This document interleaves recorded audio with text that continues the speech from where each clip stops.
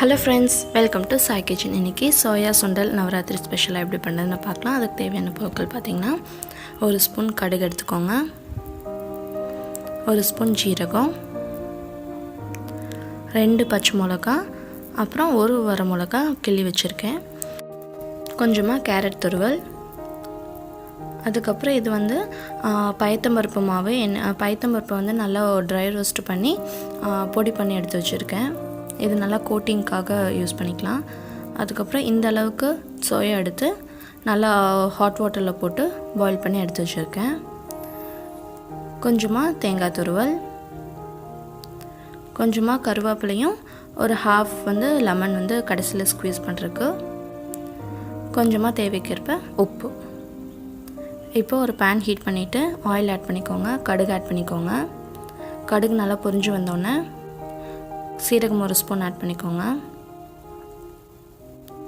அதுக்கப்புறம் கருவேப்பிலை ஆட் பண்ணிக்கோங்க. கருவேப்பிலையும் நல்லா பொரிஞ்சோன்னே பச்சை மிளகாவும் ரெட் சில்லியும் ஆட் பண்ணிக்கோங்க. அது நல்லா ஒரு டைம் ஃப்ரை பண்ணிவிட்டு,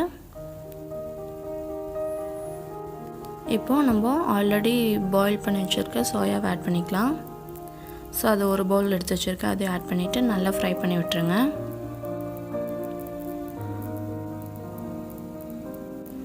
ஈரப்பதெல்லாம் போகணும். நம்ம ஆல்ரெடி புளிஞ்சுதான் வச்சுருப்போம், ஆனால் ஈரப்பதம் இருக்கும். அதெல்லாம் போகிற அளவுக்கு நல்லா ஃப்ரை பண்ணிவிட்டு இந்த பயத்தம்பருப்பு மாவு வந்து ஆட் பண்ணிக்கோங்க. நீங்கள் அந்த பவுல் ஃபுல்லாகவும் ஆட் பண்ணிக்கலாம், அது சரியாக இருக்கும். நான் இப்போ கொஞ்சம் தான் காமிச்சேன், பட் அதுக்கப்புறம் ஃப்ரை பண்ணும்போது பத்தலைன்னு சொல்லி ஆட் பண்ணிக்கிட்டேன். இப்போது தேவைக்கேற்ப சால்ட் ஆட் பண்ணிக்கோங்க. ஸோ பயத்தம்பருப்பு மாவு தான் நல்லா கோட்டிங்காக தான், ஸோ நல்லாயிருக்கும் அது ஆட் பண்ண பின்னாடி. கொஞ்சமாக தேங்காய் துருவல், அதையும் போட்டு நல்லா ஃப்ரை பண்ணிக்கோங்க. இது நவராத்திரிக்காக நான் வெங்காயம் போடல, நார்மல் டேஸில் பண்ணுறதுனா நீங்கள் வெங்காயம் ஆட் பண்ணிக்கலாம். இப்போ கொஞ்சமாக கேரட் துருவல் ஆட் பண்ணிக்கோங்க.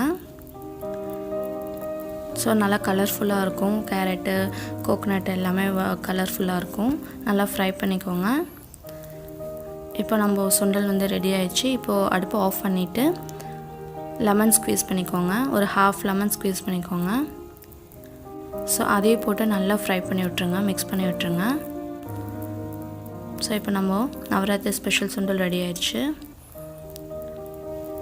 மீல் மேக்கர் சுண்டல் நவராத்திரி ஸ்பெஷல் ரெடி ஆயிடுச்சு. சாப்பிட்டு பார்த்து எப்படி இருக்குன்னு கமெண்ட் பண்ணுங்கள். இந்த வீடியோ பிடிச்சிருந்தா லைக் பண்ணுங்கள், ஷேர் பண்ணுங்கள், சப்ஸ்கிரைப் பண்ணுங்கள். மறக்காமல் பக்கத்தில் இருக்கிற பெல் பட்டனை கிளிக் பண்ணுங்கள்.